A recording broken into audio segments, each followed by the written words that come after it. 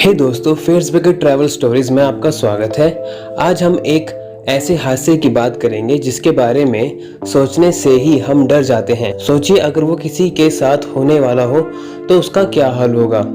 तो ये बात है 1 जुलाई 2002 की रात के, जब ठीक 8:48 पर बस्केरियन एयरलाइंस फ्लाइट नंबर 2937 जो 60 पैसेंजर्स और 9 क्रू मेंबर के साथ मॉस्को से बार्सिलोना की तरफ जा रही थी।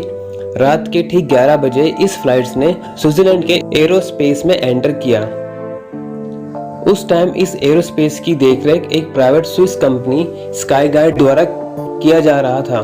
उस दिन उस एरोस्पेस की देखरेख अकेले एयर कंट्रोलर पीटर के हाथ में थी, क्योंकि उस कंपनी के बाकी सभी एम्प्लॉइज छुट्टी पर थे। पीटर एक साथ दो वर्क स्टेशंस को संभाल रहे थे, जो कहीं से भी नॉर्मल या आसान नहीं था। पीटर को अपने एक सिस्टम में फ्लाइट्स रडार में सभी फ्लाइट्स की लैंडिंग दिख रही थी और वहीं दूसरे स्टेशन पर एयर ट्रैफिक शो हो रहा था। रात के ठीक 11:06 पर जब फ्लाइट नंबर 2937 जमीन से 36,000 फीट ऊपर आसमान में उड़ रहा था, तभी एक फ्लाइट DHL 611 बलगैमो से ब्रसेल जाने के लिए टेक ऑफ करती है। रात के करीब 11:21 पर DHL फ्लाइट्स के पायलट एरोस्पेस में एंटर करने के लिए उस टाइम मौजूद एयर कंट्रोलर पीटर से 36,000 फीट पर उड़ने के लिए परमिशन मांगते हैं, और पीटर ने बिना चेक करे कि उस टाइम उतनी फीट पर कोई और फ्लाइट उड़ रही है या नहीं उड़ रही है देखे बिना DHL फ्लाइट्स को 36,000 फीट पर उड़ने की परमिशन दे दी। अब बस्केरियन एयरलाइन की फ्लाइट नंबर 2937 और DHL फ्लाइट 611 एक दूसरे के आमने सामने थी, जो एक ही ऊंचाई पर थी और लाइट की स्पीड से आगे बढ़ रही थी और आगे जाके एक दूसरे से स्विट्जरलैंड के आसमान में टकराने वाली थी। तभी पीटर को अपनी गलती का एहसास हुआ और उसने फ्लाइट 2937 के पायलट को कांटेक्ट करके फ्लाइट की ऊंचाई को कम करने के लिए कहा, और फिर वो दूसरे वर्क स्टेशन पर बाकी फ्लाइट्स की लैंडिंग कराने में बिजी हो गए।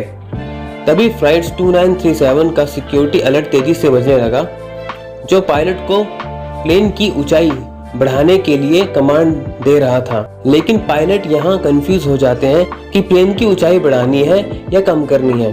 तभी पीटर फिर से पायलट को कांटेक्ट कर प्लेन को डाउन करने का निर्देश देते हैं, जिसको मानकर पायलट प्लेन को नीचे करने में लग जाते हैं। वहीं DHL 611 फ्लाइट्स का अलर्ट अलार्म भी बजने लगता है और फ्लाइट्स को डाउन करने का सिग्नल देता है, जिसको मानकर पायलट फ्लाइट को डाउन करने लगते हैं। अब दोनों ही फ्लाइट सेम स्पीड से आगे बढ़ रही होती हैं और बदकिस्मती से दोनों ही अपनी अपनी ऊंचाई को डाउन कर लेते हैं, और दोनों तब भी सेम ऊंचाई पर उड़ रहे होते हैं। उस टाइम एयर कंट्रोल रूम में सबसे इम्पोर्टेंट रडार सिस्टम, जो दो प्लेन के करीब आने पर वार्निंग देता है, वो वहां उस वर्क स्टेशन पर था ही नहीं, जिसकी वजह से पीटर को आने वाले खतरे का अंदाजा हुआ ही नहीं। अब उस हादसे को 19 सेकंड बचे थे और पीटर ने फ्लाइट 2937 के पायलट्स को कॉल करके बोला कि DHL 611 आपके राइट साइड से आने वाली है। तो सभी पायलट्स प्लेन के राइट साइड देखने लगे। तभी एक पायलट की नजर प्लेन के लेफ्ट साइड में पड़ती है और देखता है DHL 611 तेजी से उनकी तरफ आ रहा है। उसको देख पायलट तेजी से प्लेन को ऊपर लेने की कोशिश करते हैं, बट DHL 611 उस प्लेन को बीच में से चीरता हुआ आगे निकल जाता है और फ्लाइट 2937 4 टुकड़ों में टूट जाती है। प्लेन का अगला हिस्सा टूटकर सीधा जमीन पर जा गिरता है। इस हादसे में फ्लाइट 2937 के सभी यात्री मारे जाते हैं, जिसमें 45 मासूम बच्चे भी थे।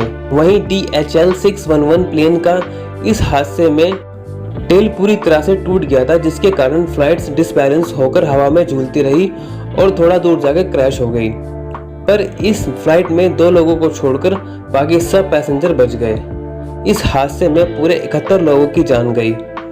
इस हादसे को लेकर काफी महीनों तक इन्वेस्टिगेशन चली और सभी ने स्काईगाइड कंपनी को ही इसका जिम्मेदार पाया। तो दोस्तों, ऐसी और भी ट्रैवल स्टोरीज के लिए बने रहे हमारे साथ, करें हमारे चैनल को सब्सक्राइब। तो मिलते हैं अगली वीडियो में, जब तक रखें अपना ख्याल। Take care, bye bye.